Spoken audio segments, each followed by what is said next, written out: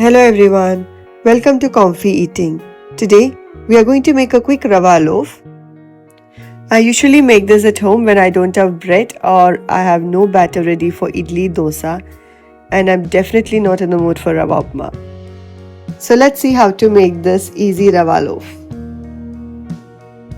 For this, first we are going to mix 1 cup of rava with 1 cup of curd and let them rest for about 10 minutes.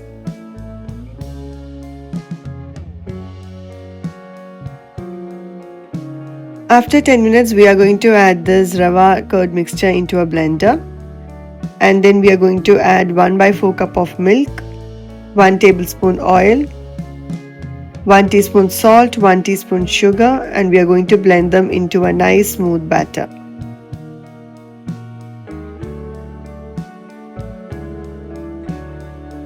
To the batter, we will add half teaspoon baking powder, 1/4 teaspoon baking soda, and half tablespoon of lemon juice.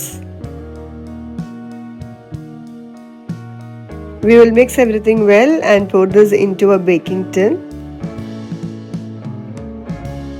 We are going to top up with some sesame seeds. You can add some nuts if you like, and we are going to bake this for 180 degrees Celsius for about 30 minutes.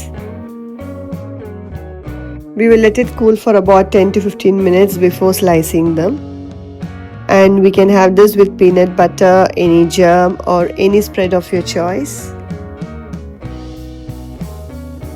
Hope you enjoyed this easy breakfast recipe. If you did, please like, share and subscribe to our channel for more easy and interesting recipes.